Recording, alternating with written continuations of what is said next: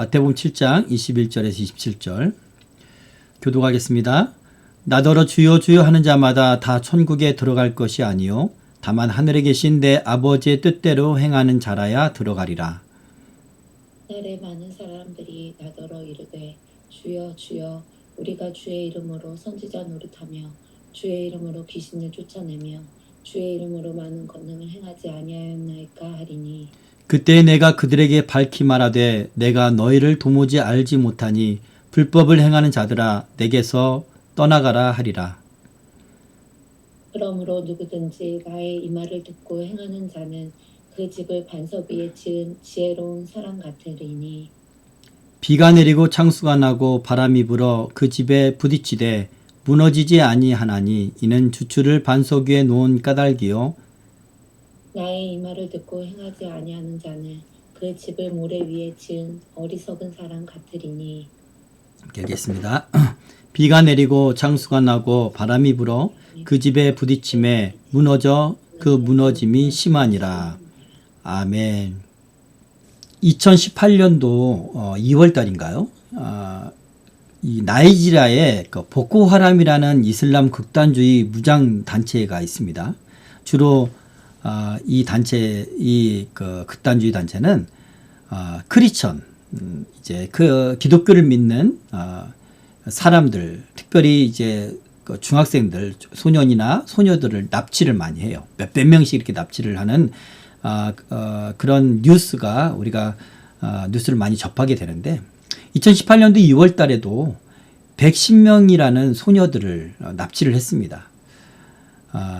그렇게 납치를 해서 이 소녀들을 어떻게 하냐면 성노예를 삼아요. 그리고 자살 폭탄, 폭탄을 메고 이제 이 공격하도록 그렇게 자기 의지와 상관없이 자살 폭탄으로 사용하기도 하고 또는 청소나 요리 등을 시키는 그런 노동력을 착취하는 데 사용하기도 합니다.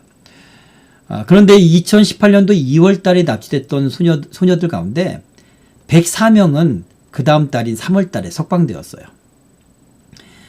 6명이 석방되지 못했는데 5명은 그 중간에 감금 중에 사망했고요. 나머지 한 사람이 살아 있었습니다. 그런데 그 소녀는 오직 유일한 그 소녀는 석방되지 못했어요. 그 이유는 그 소녀가 기독교인인데 이슬람으로 개종하라고 했을 때 예수를 부인하지 않고 개종하기를 거부했기 때문이에요. 이 소녀 이름이 리아 샤리브라는 그런 소녀입니다. 예수를 부인하지 않기 때문에 풀려나지 못했던 것이죠. 자신이 예수님을 믿는 것은 내가 예수님을 믿는 것은 나도 알고 주님도 아시니까 잠시 내가 여기서 벗어나기 위해서 탈출하기 위해서 입술로 거짓으로 그렇게 말할 수도 있었을 텐데 이 소녀는 끝내 예수님을 부인하지 않았어요. 그래서 이 소년만큼 한 사람만 풀려나지 못했다고 합니다. 17세기에 일본 에도 막부 시절에 금교령이 선포된 적이 있습니다. 막부는 기독교 신자들을 가려내기 위해서 어떻게 했냐면 연초에 십자가를 이렇게 바닥에 놓거나 성화를 놓고 십자가 밟기를 강요했어요. 십자가나 성화를 밟고 지나가지 않으면 기독교 신자로 낙인 찍어서 처벌했던 것입니다. 이처럼 이런 순교의 사건은요 초대교회 때부터 전 세계적으로 기독교 역사 이래 아주 많았습니다. 특별히 우리나라에서도 일제시대 때 이런 순교 역사가 있었고요. 그리고 북한 공산당에 의해서 순교를 당하는 역사가 있었습니다. 믿음을 선택할 것인가? 그들 앞에서 나는 믿음을 버리겠습니다라고 예수를 부인할 것인가? 라는 그런 선택 속에서 예수를 부인하지 않아서 고통당하며 순교를 했던 그런 우리 선진들이 이야기가 있습니다. 이렇게 순교했던 사람들은요. 선을 위한 거짓말이라고 우리가 스스로 생각할 수 있잖아요. 그렇게 선을 위한 거짓말도 할 줄 모르는 아주 순진한 미련한 사람들이었을까요? 아닙니다. 그 사람들은요. 믿음대로 행한 거예요. 믿음대로. 예수님께서 말씀하셨죠. 사람 앞에서 나를 부인하는 자는 하나님의 사자들 앞에서 부인을 당하리라. 그렇게 주님께서 말씀하셨어요. 사람 앞에서 나를 부인하면 하나님의 사자들 앞에서 부인당한다. 그래서 그 예수님을 믿는, 그 말씀을 그대로 믿는 사람들은요, 그 말씀대로 행했다는 거예요. 여러분, 믿음은요, 마음으로 또 말로 증명되지 않습니다. 믿음은 행함으로 증명되는 것입니다. 지금 우리는 이 종교의 자유를 보장받고 살아가고 있는 그런 시대를 살아가고 있죠. 이 자유 가운데 한때는 우리나라 이 남한만 1000만 성도의 세대를 맞이하게 됐습니다. 그런데 과연 그 1000만이라는 이 사람들 가운데 구원받을 만한 진짜 믿음은 얼마나 될까? 명목상의 크리스천, 긴가민가하는 믿음, 흔들리는 믿음은 얼마나 될까? 과연 예수를 믿는다고 입술로 고백한 그 모든 사람이 다 구원을 받을 수 있을까? 그런 생각을 해봅니다. 사실 그 사람의 믿음이 진짜인지 아닌지는요, 오직 주님만 아시겠죠. 한 가지 분명한 사실은 지금과 같이 이 평화로운 세대, 자유의 시대에는 그 믿음을 분별하기가 힘들어요. 그러나 앞서 말씀드렸던 것처럼 순교의 상황이 되면 명확하게 드러납니다. 마지막 때 아마도 그러한 일들이 많이 일어날 거예요. 진짜 믿는지 아니면 내가 믿음이 없는지는 그때 드러난다는 것입니다. 주님을 입술로 부인하지 않고 순교를 택한다. 이것은요, 그들의 성격이 우직하기 때문이라거나 어리석거나 꾀부리지 않고 아주 고지식하기 때문이 아닙니다. 나는 지금 비록 고통받고 죽는다 할지라도 그 고통은 잠깐이야. 곧 영원한 즐거움에 참여하게 된다. 이런 믿음이 있기 때문에 예수를 부인하지 않고 순교를 받아들이는 거예요. 구원에 대한, 천국에 대한 믿음과 소망이 없다면 두려워하겠죠. 흔들리겠죠. 그런 사람은 예수님을 부인하는 것입니다. 자기 스스로 합리화시키는 거예요. 그러므로 그 믿음은요, 그리고 그의 행위를 통해서 우리들의 모든 믿음은요, 우리의 행위를 통해서 그 진리가 드러나는 것입니다. 이와 같이 항상 믿음은 반드시 행위가 동반되게 되어 있다. 우리가 믿음을 선택할 것인가? 예수를 부인할 것인가?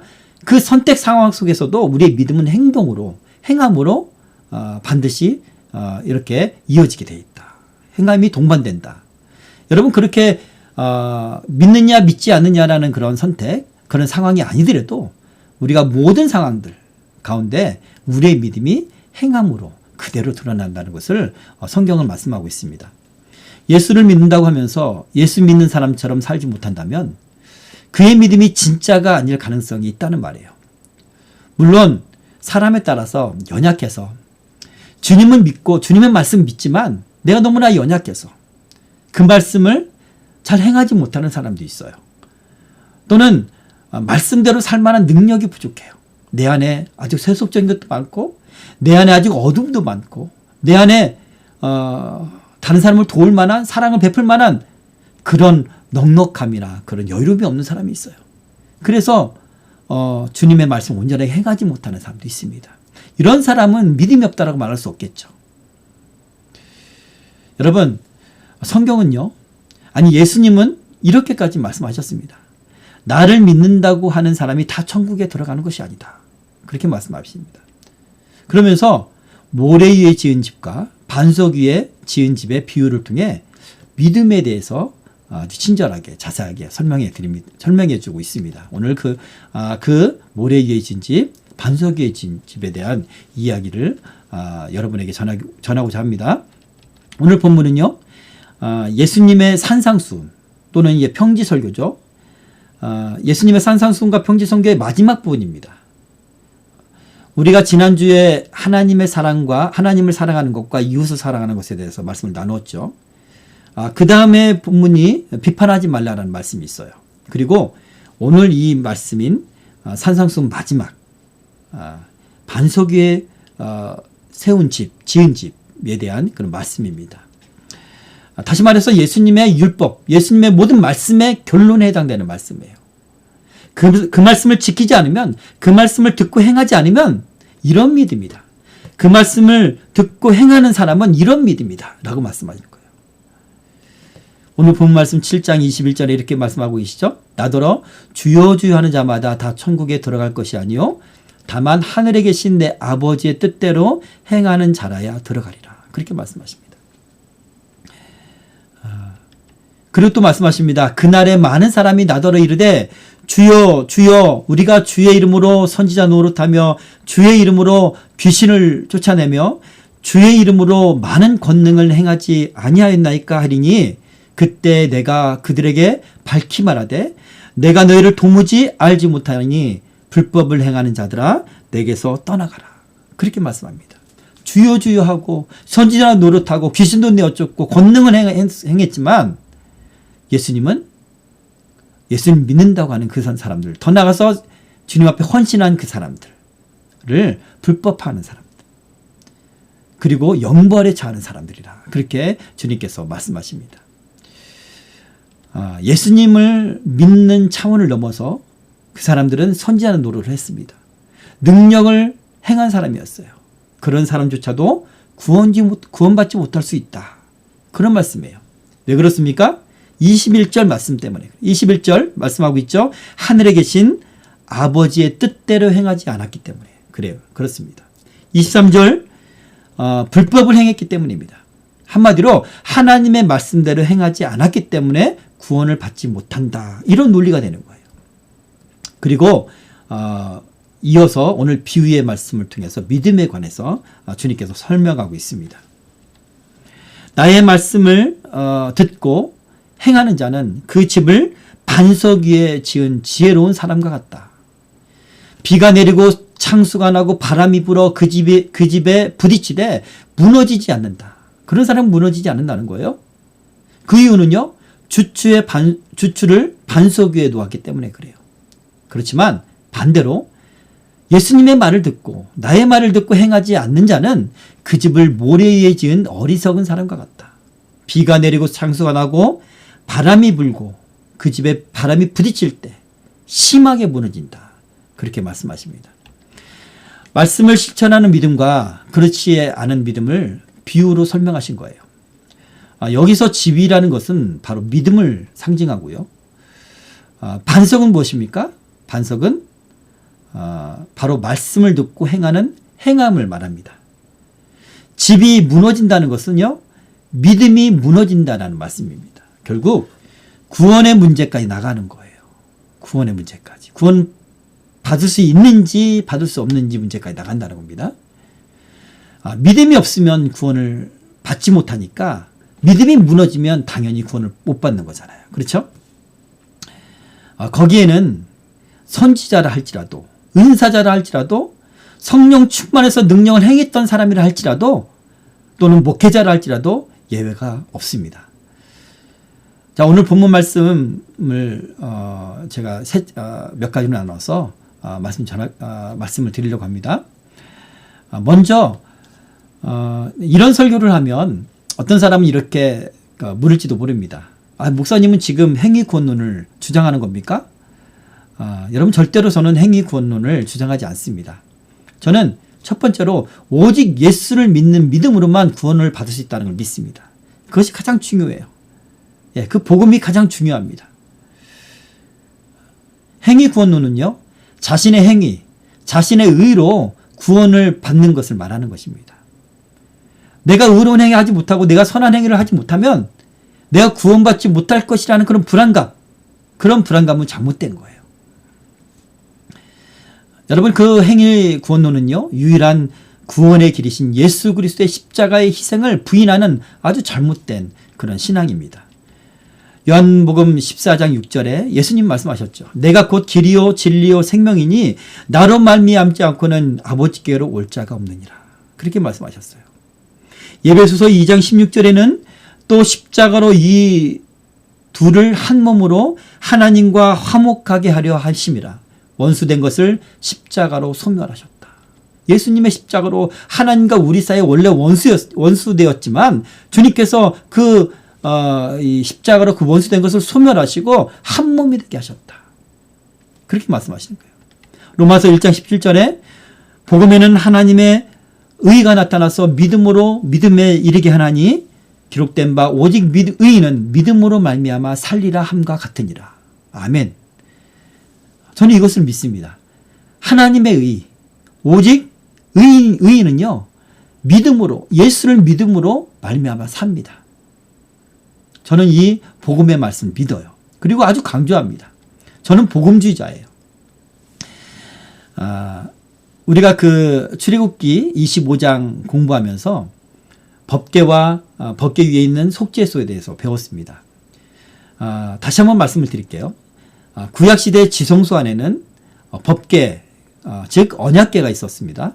법궤의 크기는 폭과 높이가 1규빗 반이고 길이가 2규빗 반입니다. 근데 하나님께서는 왜 법궤를 만드셨을까요? 그 법궤라는 이름에 힌트가 있어요. 하나님의 법, 즉 하나님의 십계명 두 돌판을 그 안에 넣기 위한 궤입니다. 하나님의 백성이 반드시 지켜야 할 하나님과의 언약이 법으로 제정되었죠. 그것이 바로 십계명입니다. 그 십계명 돌판이 그 법궤 안에 있습니다. 여러분, 하나님의 법은 하나님의 공의예요. 그 법을 어기는 것이 바로 죄입니다. 그러므로 죄인은 바로 그 법에 의해서 나중에 반드시 심판을 받게 되는 거예요. 하나님의 그 공의, 하나님의 그 계명, 그것을 기준으로 죄인은 하나님의 심판대 앞에 심판을 받게 되는 것입니다.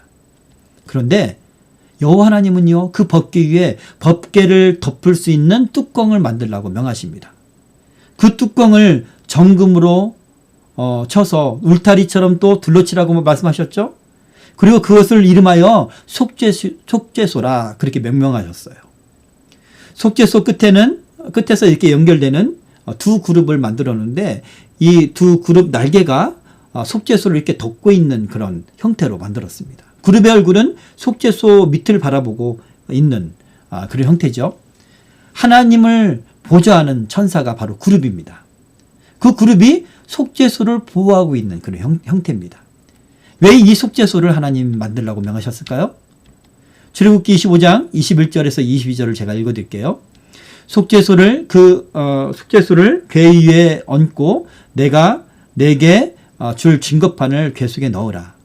거기서 내가 너와 만나고 속죄소의 곧 증거궤 위에 있는 두 그룹 사이에서 내가 이스라엘 자손을 위하여 내게 명령할 모든 일을 내게 이르리라. 그렇게 말씀하십니다. 바로 이 속죄소가요, 성막의 중심이 되는 것인데요. 바로 이곳에서 여호와 하나님께서 그 백성을 만나시겠다는 거예요. 이곳에서 하나님이 우리를 만나시겠다는 것입니다. 여러분, 죄인이 어떻게 하나님을 만날 수 있습니까? 죄로 인해서 원수된 자가 어떻게 하나님과 화목될 수 있겠습니까? 그래서 속죄소로 나아가기 전에 먼저 속죄 제물을 드려요. 희생양을 드립니다. 희생의 송아지를 드려요. 그리고 그 피를 가져다가 속죄소 앞과 속죄소 위에 뿌립니다.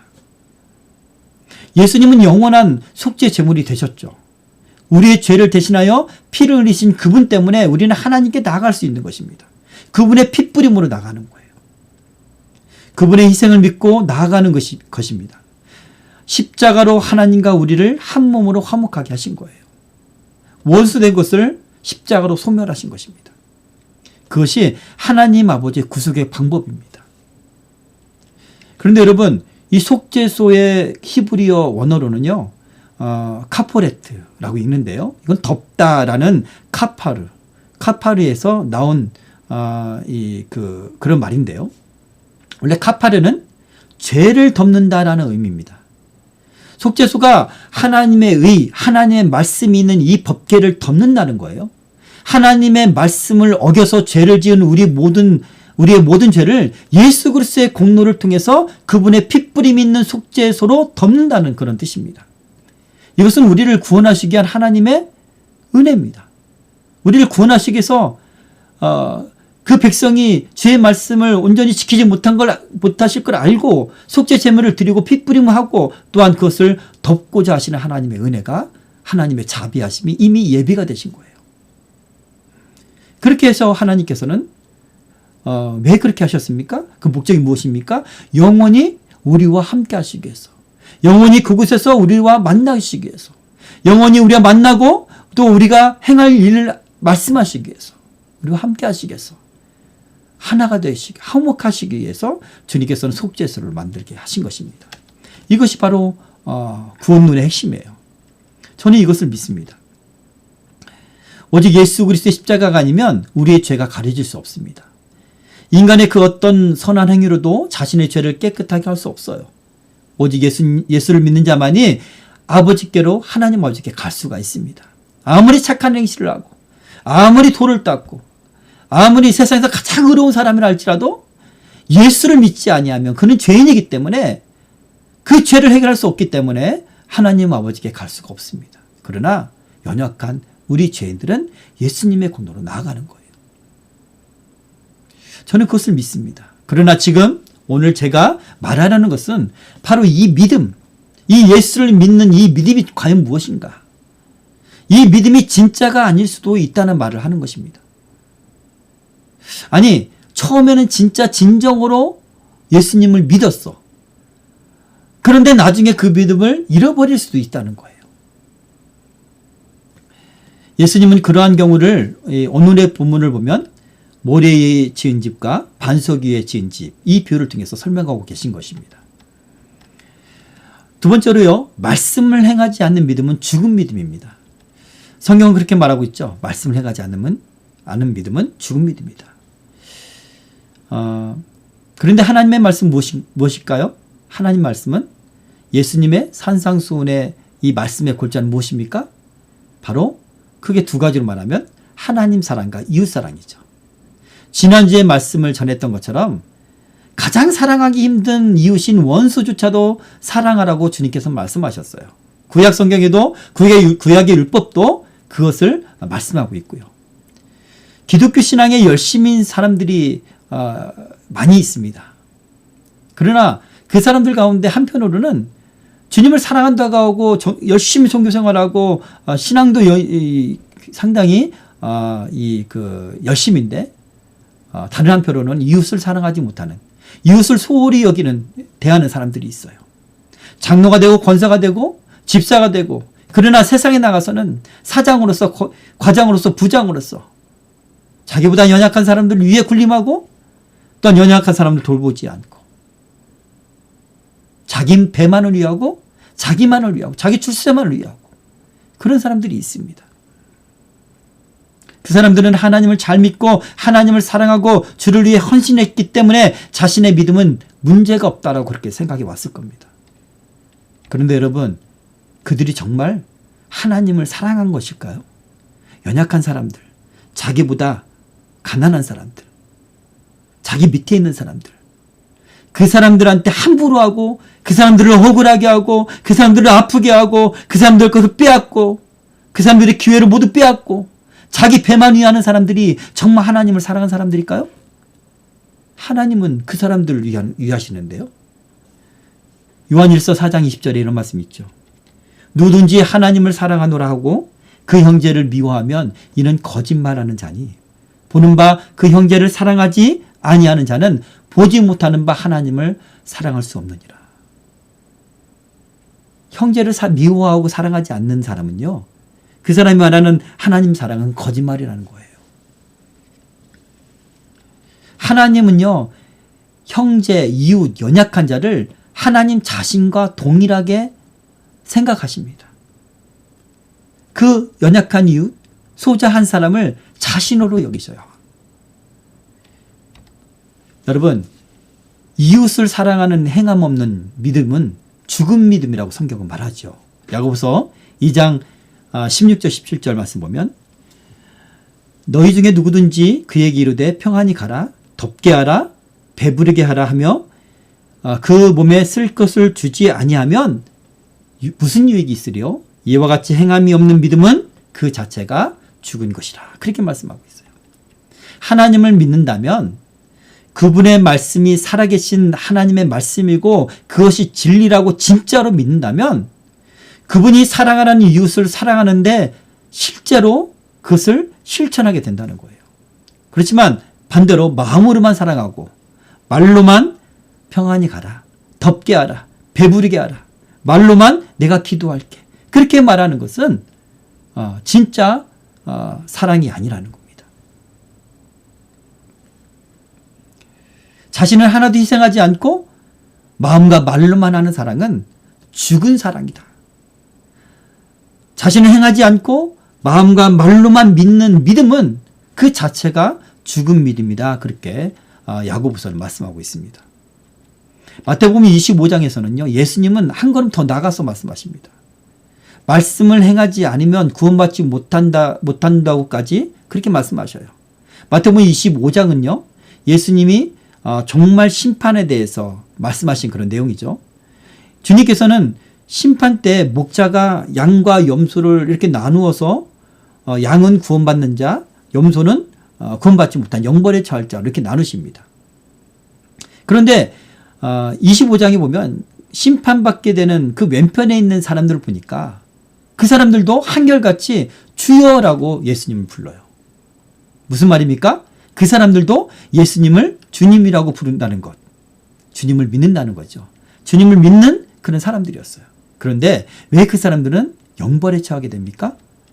마태복음 25장 41절에서 46절 우리 한번 읽어보도록 할게요. 또 왼편에 있는 자들에게 이르시되 저주를 받은 자들아 나를 떠나 마귀와 그 사자들을 위하여 예비된 영원한 불에 들어가라. 내가 줄일 때 너희가 먹을 것을 주지 아니하였고 목마를 때 마시게 하지 아니하였고 나그네 되었을 때 영접하지 아니하였고 헐벗었을 때 옷 입히지 아니하였고 병들었을 때와 옥에 갇혔을 때 돌보지 아니하였느니라 하시니 그들도 대답하여 이르되 주여 우리가 어느 때 주께서 줄이신 것이나 목마르신 것이나 나그네 되신 것이나 헐벗으신 것이나 병드신 것이나 옥에 갇히신 것을 보고 공양하지 아니하도이까. 이 사람들은 주님을 위하여 헌신했다는 거예요. 봉사했다는 겁니다. 열심히 신앙생활하고요. 또한 전도도 하고요. 열심히 기독교 사역을 했다는 겁니다.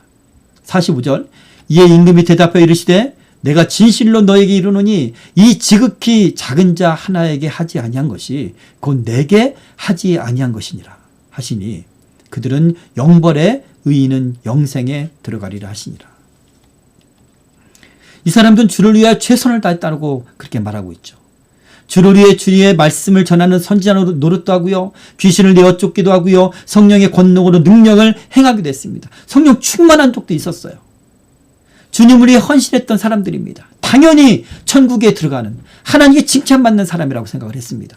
그런데 영벌에 들어가다니요. 여러분 예수님을 믿으면 구원을 받습니다. 확실합니다. 그러나 그 믿음이 진짜냐는 거예요.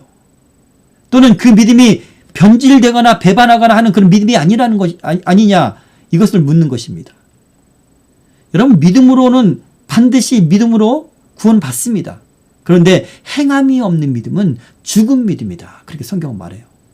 여러분 이 두 개념 믿음으로 구원받는다. 행함이 없는 믿음은 죽은 믿음이다. 이 두 개념은요 서로 부딪히는 개념이 아니에요. 행함이 없는 믿음은 죽은 믿음이다라는 이 두 번째 개념이 앞의 개념 믿음으로 구원받는다는 이 개념을 보충하고 부연하고 보완하는 그런 개념인 것입니다. 오늘 예수님께서 비유를 통해 말씀하신 것을 통해 우리는 이 개념을 좀 더 이해하기 쉽게 그렇게 한번 살펴보도록 하겠습니다. 우리 주님께서 그 반석 위에 지은 집과 모래 위에 지은 집을 비유로 드셨죠.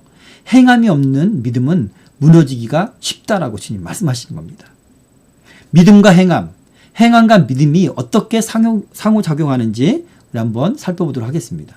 모래 위에 지은 집은요 행함이 없는 믿음을 말하고 반석 위에 지은 집은 주님의 말씀을 행하는 그런 믿음을 말합니다.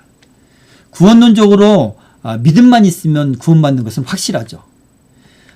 집은 믿음을 말하는 것인데 믿음이 있으면 이 집이 있다는 것은 구원을 받을 수 있는 사람이라는 뜻입니다. 그죠? 모래 위에 지은 집이든 반석 위에 지은 집이든 처음에는 그 집이 멀쩡하기 때문에 집이 있기 때문에 그 자체로 구원을 받아요. 우리가 처음 예수님을 초신자 때 우리가 연약했을 때 우리가 죄 가운데 있고 여전히 그 죄에서 돌아서지 못했을 때 우리가 예수님 믿잖아요. 믿는 상태잖아요. 그 상태에 우리가 구원을 받습니다. 우리가 입술로 고백하고 진짜로 주님을 믿기 때문에 구원을 받아요. 믿음이라는 집이 확실하니까요.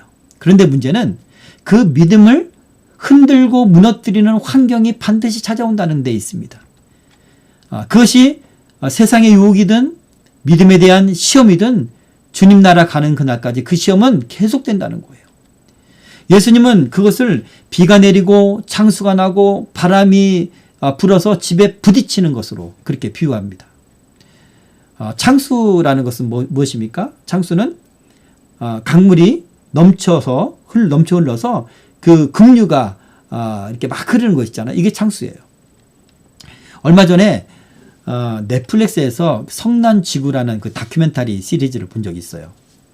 허리케인에 대한 이야기인데 이 지구상의 대부분의 이 허리케인이 이 미국에 많이 일어난다고 합니다. 한 허리케인이 일어나는데 한 마을 이렇게 그 드론으로 이렇게 보여주는데 한 마을 전체가 완전히 쑥대밭이 돼버렸어요.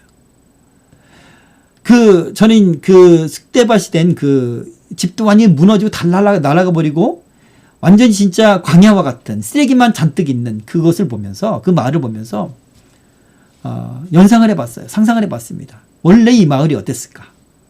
예전에는 모두 멋진 집들이었을 것입니다. 예전에는 잔디밭도 있었고 예전에는 그 정원에 아름다운 곳도 있었고 놀이터도 있었고 그리고 아름드리 나무들도 있었을 거예요. 멋진 집들이 많았을 것입니다. 그러나 강한 바람 하나로 집들이 허물어지고 뜯기고 날아가 버렸어요. 사람들은 하루아침에 모든 것을 잃어버렸습니다. 삶의 터전인 집도 잃었고요. 목숨까지도 잃어버렸어요. 그런데 그 가운데 그래도 멀쩡한 집은 있더라고요. 가만히 살펴보니까 그 집은 단단한 주추가 그 도리에 그 평탄 작업 잘 든든하게 만든 그 기초 위에 세워진 집이었어요. 특별히 미국에는 목조주택이 많은데 그 집은만큼은요 돌로 지은 집이었어요. 그래서 그 큰 바람에도 뜯기지 않고 날아가지 않고 무너져 집주인을 죽음에 빠뜨리지도 않았습니다. 여러분 평안할 때는 이 동네에 있는 집들은 모두 멋진 집들이었을 거예요. 튼튼하게 보였을 것입니다. 절대로 집이 무너지리라 상상도 못했을 거예요. 내가 믿음을 잃어버리리라 상상도 못했을 것입니다. 예수님 말씀하십니다. 평안할 때는 모두 믿음이 좋은 집과 같다. 평안할 때는 모래 위에 지은 집이나 반석 위에 지은 집이나 다 아름다운 집이다. 그 믿음 때문에, 집은 믿음이라고 했죠? 그 믿음 때문에 구원받는다는 거예요. 그런데 반드시 비가 오고 창수가 나고 바람이 집에 부딪혀 무너뜨리려 할 것이다. 모래 위에 지은 집은 무너지고 반석 위에 지은 집은 무너지지 않을 것이다. 그렇게 주님께서 말씀하시는 겁니다. 순교적인 상황이 순교를 당하는 그런 상황이 올 때 믿음대로 행하는 사람은 구원을 받고요. 행하지 않는 사람은 예수님을 부인하기까지 하고 그리고 구원받지 못하게 되겠죠. 그렇게 믿음을 요구하는 선택하는 그런 상황이 아닐지라도 주님의 말씀대로 행하지 않고 자기를 더 사랑하고 세상을 사랑하고 이웃 사랑을 실천하지 않는 사람들은요. 그 믿음의 뿌리가 주추가 너무 약해서 무너진다는 거예요. 여러분 저는요. 잘 믿는 사람들 가운데 특별히 사역자들 가운데서도 잘 믿었다가 믿음을 잃어버리는 사람을 너무 많이 봤어요. 어떤 대형교회를 목회했던 목사님은요. 젊었을 때 성령의 능력이 나타났어요. 그가 귀신도 내어줬고 능력도 행했어요. 그리고 많은 사람 전도했어요. 큰 교회를 대형교회를 이루었습니다. 전 세계로 다니면서 복음전도를 통해서 수많은 사람들을 구원했습니다. 평생토록 큰 교회를 일으키기 위하여 주님을 위해서 일한다고 그렇게 생각을 했어요. 그런데 정작 말년에 자신은 세속 욕망에 붙들려 그 모든 영광을 잃어버리는 사람을 본 적이 있습니다. 그가 구원받았는지 구원받지 못하는지 저는 알 수가 없어요. 그러나 그 하나님의 은혜와 하나님의 이 과거에 젊었을 때 그 믿음이 끝까지 가지 않더라는 것을 제가 발견하게 되었습니다. 하나님 아버지의 뜻대로 행하지 않고 불법을 행하게 되면 내 안에 믿음을 주시는 성령이 근심하게 되죠. 내가 주님께서 원하시지 않은 삶을 살거나 내 안에 죄가 가득하고 내가 날마다 불순종하고 그리고 내가 이 불법을 행한다면 내 안에 계신 성령님이 근심하셔요. 성령을 근심하지 말라 성경 말하고 있잖아요. 그리고 그 성령님이 떠나시기도 하십니다. 성령을 소멸치 말라 주님께서는 그렇게 경고하시잖아요. 그러면 어떻게 될까요? 성령님은 우리에게 믿음을 주시는 분이잖아요. 예수를 믿는 믿음을 주시는 거잖아요. 분이잖아요. 그런데 성령님이 떠나신다는 것은 그 믿음이 연약해지고 그 믿음을 잃게 되는 것입니다. 그래서 결국은 성령님이 떠나시면 구원론의 문제까지 나아가는 거예요. 구원받지 못하는 그런 사태까지 생기는 것입니다. 반대로 이 모든 말씀이 살아계신 하나님의 말씀으로 믿는다면, 믿고 그렇게 믿는 사람이라면 이 성경의 모든 말씀이, 예수님의 상상수는 말씀이 지금도 살아계셔서 나를 보고 계신 하나님의 말씀이라는 걸 믿는다면 그 주님 앞에서 행하겠죠. 그것이 진짜 믿음인 거예요. 그렇죠? 그런 행함을 통해 믿음이 더욱 공고해지는 것입니다. 그런 사람은 그 어떤 시험과 유혹이 와도 절대로 넘어지지 않는다는 말씀이에요. 얼마 전에 그 TV 프로그램 중에 도로에 있는 그런 도로에서 그 접촉 사고나 여러 가지 사고들이 있잖아요. 그 사고를 다루는 그런 프로그램이 있어요. 그것을 본 적이 있는데, 고속도로에서 이 쌀포대를 싣고 가던 차에서 포대들이 떨어져 쏟아졌어요. 그러자 이 고속도로에서 지나가던 차들이 이제 그 사고가 있으니까 서행하잖아요. 서행하다가 다 멈춰서서 수많은 사람들이 차문을 열고 나오는 것을 봅니다. 나와서 쌀포대를 실어주고 깨끗하게 청소하는 그런 장면이 카메라에 포착됐어요.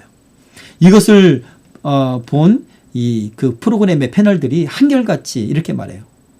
마음이 따뜻해집니다. 사랑을 느끼는 것 같아요. 세상은 살만해요. 나도 착해지는 것 같아요. 내 안에도 나도 그렇게 하고 싶어요. 나도 사랑이 넘치는 것 같아요. 이런 반응을 보입니다. 여러분, 그 장면을 지켜보는 사람들, 지켜보는 것만으로도 마음속에 사랑이 생기고 따뜻해집니다. 그런데 만약 그 선한 일을 행하는 사람의 마음은 어떨까요? 마음이 뿌듯하고 사랑이 넘치는 경험을 했을 거예요. 여러분, 우리가 하나님의 말씀대로 가난한 이웃에게 나의 소유를 주고, 예수님께서 가난한 이웃에게 내 소유의 절반이라도 걷어서 달라 하면 속옷이라도, 빌려달라고 하면 이자를 빌려달라고 하면 그냥 주기도 하고, 이자를 받지 않고, 그렇게 주님의 말씀을 실천하는 것은 주님이 날 보고 계시다는 걸 믿고 실천하는 것이니까, 그리고 주님이 사랑하는 그 사람을 사랑하는 마음으로 실천하는 것이니까, 그렇게 실천할 때 어떻게 해요? 그 마음 가운데 믿음이 강해지는 거예요. 그 마음 가운데 그 하나님 사랑과 그 사람을 사랑하는 마음이 충만해지는 것입니다. 여러분, 말씀을 행하는 것은요, 우리의 믿음을 더욱더 강건하게, 강하게 해주는 그런 능력이 있습니다. 말씀을 행할 때. 자신이 얼마나 주님의 말씀을 사랑하고 믿는지 그 사람은 확신위에 서는 것입니다. 여러분, 하나님의 살아계심을 믿습니까? 성경의 말씀이 살아있는 주님의 말씀을 믿습니까? 주님을 사랑하십니까? 그렇다면 행하십시오. 주님께서는 이웃에게 행한 것을, 작은 소자에게 행한 것을 자신에게 행한 믿음으로 그렇게 동일화시켜서 주님께서 받아들이시는 것입니다. 내가 줄일 때 내가 먹을 것을 주었고, 목마를 때 마시게 하였고, 나그네가 되었을 때 영접하였고, 헐벗었을 때 옷을 입혔고, 병들었을 때 돌보았고, 옥에 갇혔을 때 와서 보았느니라. 우리의 믿음을 인정하시는 주님을 느끼게 될 거예요. 그렇게 주님께서는 우리를 인정하실 것입니다. 그럼 목사님, 제가 행하지 못했는데 저의 믿음 죽은 믿음입니까? 여러분, 그렇게 두려워하지 마세요. 여러분, 지금 주님을 믿잖아요. 예수님을 믿잖아요. 예수님을 의지하잖아요. 예수님의 은혜를 믿잖아요. 그 은혜로 여러분이 구속받은 걸 믿잖아요. 구원받은 걸. 그 믿음은 흔들림이 없습니다. 아직은 집이 멀쩡하게 있는 거예요. 그러나 문제는 비가 오고 창수가 나고 바람이 불 때가 있다는 거예요. 우리의 믿음을 시험할 때가 있다는 것입니다. 그때 흔들리지 않으려면 우리가 행하는 믿음, 말씀 위에 굳건하게 서는 그런 믿음 생활을 해야 될 줄 믿습니다. 주께서 말씀하신 모든 말씀을 지키고 행함으로 하나님과 이웃사랑을 실천함으로 반석 위에 세운 견고한 믿음의 집을 짓는 저와 여러분 되기를 축복합니다.